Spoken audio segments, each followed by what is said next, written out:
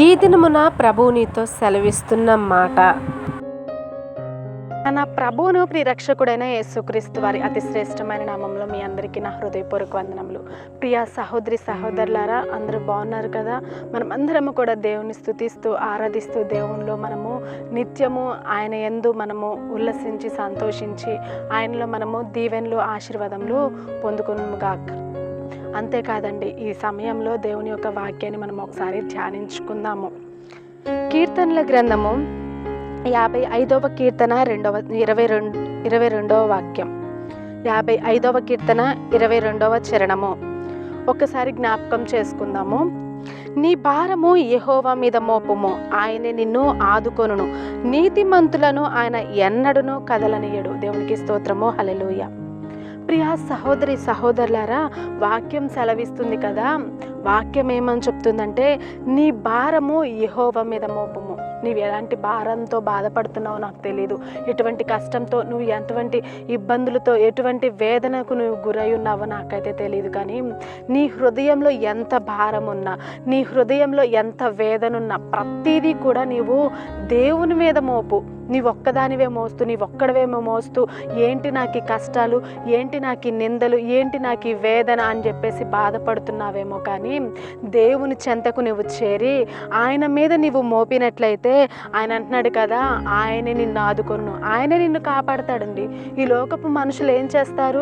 నీవు కష్టంలో ఉన్నప్పుడు ఎవ్వరూ నీ దగ్గరికి రారు. నీవు కన్నీరు కారుస్తున్నప్పుడు ఎవ్వరు నీ దగ్గరకు వచ్చి కన్నీరు తొడవరండి. కట్టుకున్న నీ భార్య కానీ, కట్టుకున్న నీ భర్తే కానీ, కన్న బిడ్డలే కానీ, ఎవరైనా కానీ సరే, వాళ్ళు కొంతవరకు మాత్రమే నీకు సహాయం చేయగలరు. శాశ్వత పరిష్కారం ఎవరి దగ్గరయ్యా ఉంటుందంటే కేవలము ప్రభువైన యేసుక్రీస్తు వారి మీద మాత్రమే. దేవునికి స్తోత్రము, హల్లెలూయా.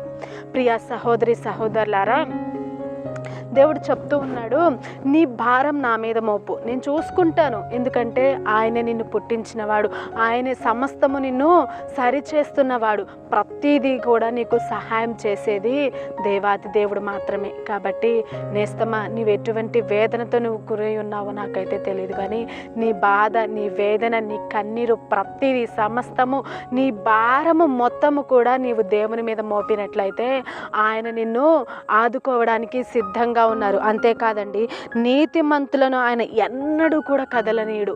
నీ భారంలో, నీ బాధలో, నీ కన్నీటిలో నీతి ఉందా, న్యాయం ఉందా? అట్లయితే నువ్వు ధైర్యంగా ఉండు, అట్లయితే నువ్వు నిరభ్యంతరంగా ఉండు.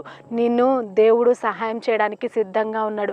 నిన్ను ఆ యొక్క వేదన నుంచి, ఆ యొక్క బాధ నుంచి నిన్ను లేవనెత్తి సంతోషకరమైన జీవితాన్ని, ఆనందకరమైన జీవితాన్ని దేవునికి ఇవ్వడానికి సిద్ధంగా ఉన్నాడు. ఈ వాక్యాన్ని దేవుని దీవించి ఆశీర్వదించి మన హృదయంలో ఫలింపజేయునుగాక. ఆమేన్. ప్రైజ్ ది లార్డ్ అండి. ప్రార్థన చేసుకుందాం. సకల ఆశీర్వాదాలకు కారణభూతుడైన మా ప్రియ పరలోకపు తండ్రి, అయ్యా మేము ఎంతో భారంతో ఉన్నామయ్యా. మా భారము మేమే మోస్తున్నామయ్యా. మనుషుల మీద ఆశ పెట్టుకున్నాము కానీ వారు మాకు సహాయం చేయడం లేదయ్యా. మా వేదన, మా కన్నీరు, మా యొక్క ప్రతిదీ కూడా నీ మీద ఇప్పుడు మోపుతున్నాము.